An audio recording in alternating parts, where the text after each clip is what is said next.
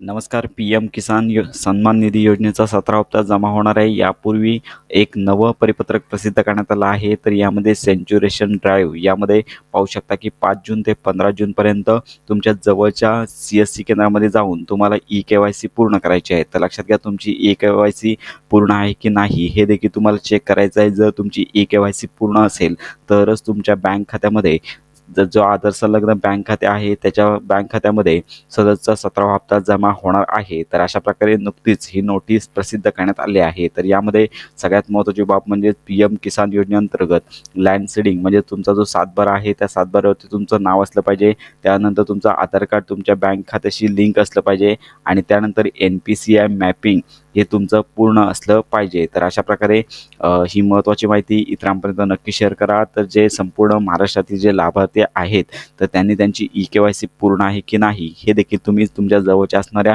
CSC केंद्रावरती जाऊन check करू शकता.